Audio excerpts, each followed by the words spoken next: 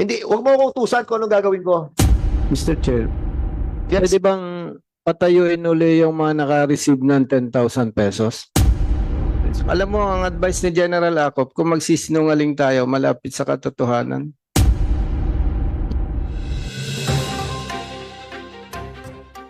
Meron din dito mga inopera ng pera. 10,000 pesos ang mga naka-receive sa mga PNP. Sino mga naka-receive ng 10,000? Umamin na kayo kasi nandito, babasahin na namin. Decapia and Patrolman Matiginas. Sino si Patrolman Decapia? Nakatanggap ka ng 10,000, correct? Yes po, Your Honor. O yan. Kasi umamin na kasi alam namin eh. Pinangakuha ka ng 300,000. Hindi po. Patrolman Matiginas.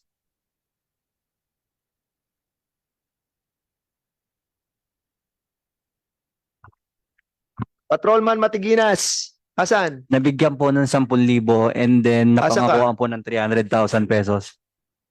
So pinangakuha ka ng 300,000 pesos at nakakuha ka ng 10,000 pesos. Yes po, Your Honor. Nakakuha ng 300,000? Napangakuan po, Your Honor. Napangakuan.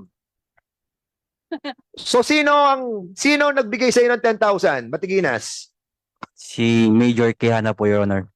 Decapia, sino nagbigay sa iyo ng 10,000?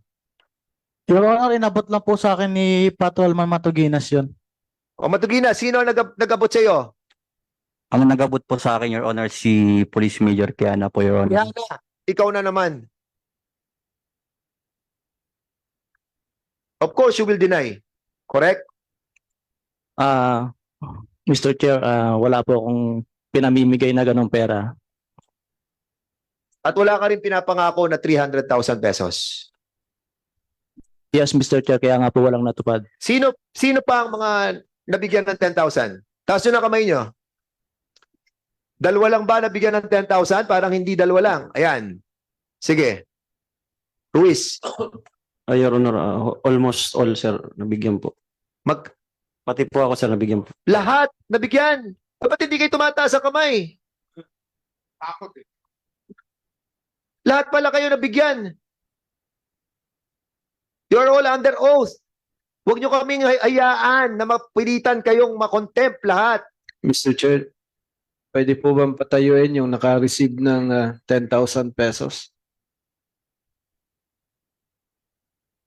Tayo, lahat ng nakatanggap. 3 counts ha. 1, 2, 3. Wala na, yan na lang.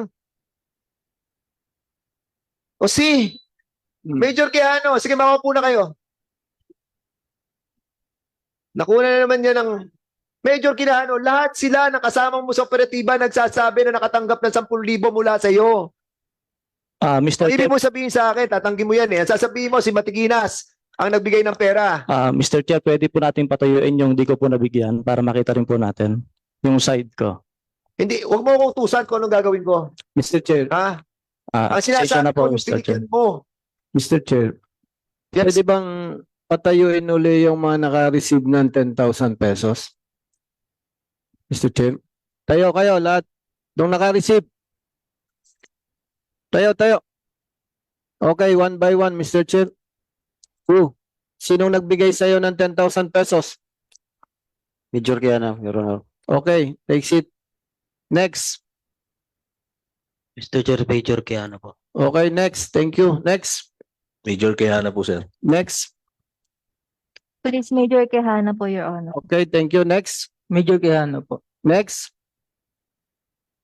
Inabot lang po sa akin ni Patrolman Matuginas po. Okay, thank you. Next. Binigay lang din po sa akin ng kasama ko, Your Honor. Sino yon? Sino yung nagbigay siya? Nung kasama mo? Sergeant Rosita po. Sergeant Rosita. Where are you? Ano, sinong nagbigay sa'yo? Nakaano lang po sa lamesa po sa barracks namin, yung para sa Team 1 po. Okay, kalad yung pera sa barracks niyo. Next. Major Quijana po, sir. Major Quijana. You. Ayan, Major isa. Quijana. Next, Colonel Guevara po. Sergeant Guevara. Colonel Guevara. Guevara. Oh, Colonel Guevara, magsisinungaling ka rin. No. Admittedly, Your Honor, I give the women's with my own money with 5,000 each. May pera ka ba? Yes, Mr. Chair. I have. Oh, next. Anong business mo? Just savings lang, Mr. Chair. Savings. I have O, pautangin mo mamaya. Big time ka pala. my wife is a lawyer, Mr. Chair. So that's why. Alam mo, ang advice ni General Acop, kung magsisinungaling tayo, malapit sa katotohanan. No? Si Major Quijana, hindi na kita tatanungin kasi alam ko, i-deny uli Mr. Chair eh. Mr. Chair, pwede bang malaman sino yung present custodian ng 27 million and 4.6 million pesos? Custodian ng Yung sa pera. 27 million lang po, Your Honor. Sino ang custodian? Ngayon, nasan yung pera? Sa ngayon po, ang before po, pinaalis po sa akin yung custody, pinatransfer po kay Sir Guevara. Pero yung pera, ang pagkakalam ko po is pinabantayan na po sa DMFB ng district na nakalagay po doon sa vault, doon sa dati naming office sa DSOU po. So ngayon po, wala na po akong idea kung nasa na po yung pera na nakalagay po sa vault. Sinong nag-turnover? From sa akin po, pina-turn over po sa akin under the name of Police Lieutenant Colonel Guevara po. Mr. Chair, Colonel Guevara, Yes, Mr. Chair. saan mo tinurn over yung 27 million pesos? The custodian initially, Mr. Chair, is Sergeant Democrito. It was then turned over to me late September, but it was only one day since I was after he turned over the custody based on the instruction of our former district director to turn over in my name. I was relieved and assigned to headquarters in CRPU, Mr. Chair. That is why it only lasts for a day. And after my relief, it was known to me that the custody it was turned over in the DMFB in the Hindi, district. from Police Staff Sergeant Democrito, tinurn over sa'yo, tama? Yes, sir. I was relieved on the following day. So, sino nag-turn over sa custodian ngayon? I give the instruction to the duty guard kasi binidutihan po yun, sir, during the time. So sabi ko I was already relieved in my in this district. So it was then turned over to the DMFB, Mr. Chair. Police Staff Sergeant Democrito. Yes, Your Honor. Nung i-turn over mo kay Colonel Guevara yung 27 million pesos, saan nakalagay? Sa plastic bag, sa box, cartoon? Naka-box po yan, Your Honor. Okay. Colonel Guevara, tama ba? Naka-box, Mr. Chair, at sealed in the bolt, Mr. Chair. Yes, Your Honor. Saan nakalagay? Naka-box po yung pera, Your Honor. And then, nilagay po namin dun sa vault po na... Saan galing yung bolt? Naabutan ko na lang po doon yung vault po eh. Saan? In-instruction na lang po ako na ipasok. Hindi, di ba? sa vault. Sa DSOU po. SOU. Opo, Your Honor. Colonel Guevara, Mr. Chair, I provided the bolt, Mr. Chair, for the... pumili ka ng bolts. Yes, Mr. Chair, because I was instructed. Magkano yung bolts? It was 29,000, Mr. Chair. Big time ka talaga. Ano yung dating assignment mo, by the way?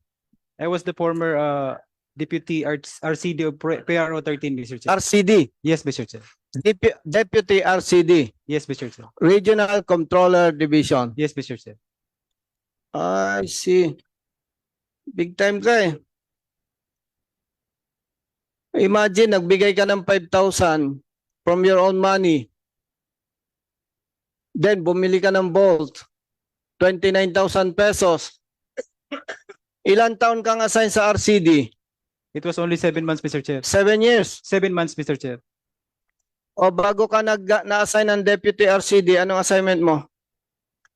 I was a former assigned at the Civil Security Group, Mr. Chair.